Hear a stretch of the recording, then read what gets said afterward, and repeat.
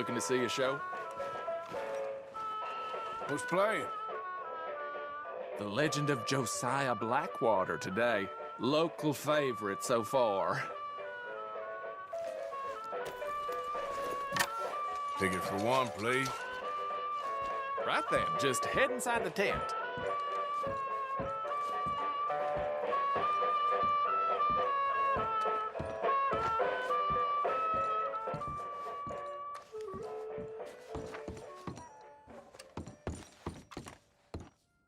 Welcome, one and all, to the remarkable example of modern entertainment at its finest. Now, most of you young'uns, I'm sure, know about our great national hero and pioneer, Josiah Blackwater. Him that gave the town of Blackwater its nomenclature. You see, only about 100 years ago, weren't nothing here but big old forest, ferocious beasts, surly savages, arid deserts, and unconquered mountains. The West, well, the whole West was untamed. Your mama probably told you bedtime stories about Josiah's many adventures. But I'm gonna tell you a story you ain't likely to have heard about his possum hat. Now, Josiah Blackwater was born in the year of our Lord 1782 in a log cabin just west of Ansburg. He was a special boy. His pa gave him his first rifle when he was 3 years old.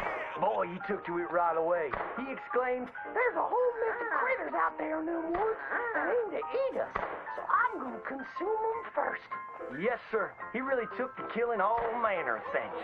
He was such a keen shot. One morning, he was sorting up some winter turnips for the root cellar when a big old bear and her cubs came in the kitchen hunting for food. It had a mind to eat up all the jams and preserves. Josiah grabbed that bear and wrestled her to the ground and squeezed and squeezed and squeezed.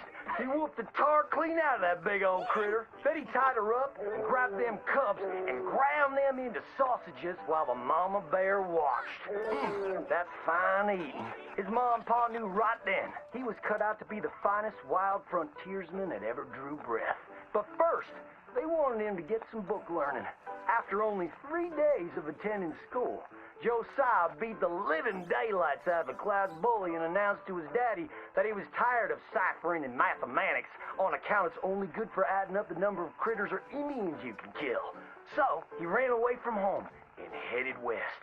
Now, these lands were occupied by savages then, and when Josiah Blackwater came scouting through, he recognized it to be a land of splendor, wasted on those that couldn't appreciate it on account of worshiping false idols. He got rid of all them pesky buffalo, and thereby ensured those infernal Injuns didn't have nothing to eat. Of course, that got them mightily riled up, so he had to slaughter all of them too. Just like his daddy had once done to the Redcoats in 1775. Right about that time, he met an Indian girl he took pity on account of having annihilated her family. She was 12 years old, and so he took her as his wife. She gave him 2 sons before she died of typhus. Now, y'all know that Josiah Blackwater wore a possum for a hat. But most don't know how that came to be. Well, one day, old Josiah was riding a couple of alligators down the Lanahatchee River.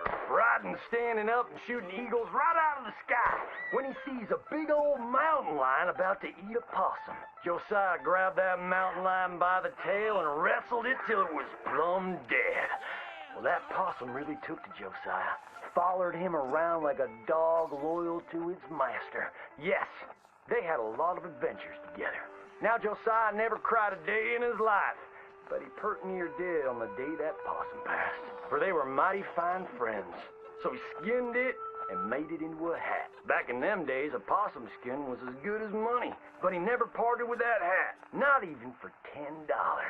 Once he founded the town of Blackwater, he sent word for settlers to come. It was the last stop in the west before San Francisco. He met a girl by the name of Rufina Helsby at a barn dance one night, took her as his wife, and settled down. Built himself a cattle empire and had 14 youngins. But Josiah Blackwater wasn't the home-loving kind, and he grew mighty restless. One day on the courthouse steps, he announced, "You may all go to hell, and I will go to Saint Denis." And so he did. enjoyed French pursuits of strumpets and wanton gluttony, which is where he came upon the idea of running for Congress. He wore that possum hat every day as a congressman, as a reminder of where he come from, saying, I may live in barbaric splendor, but I always remember, keep your friends close and your gun closer, because you don't know when you might have to shoot them.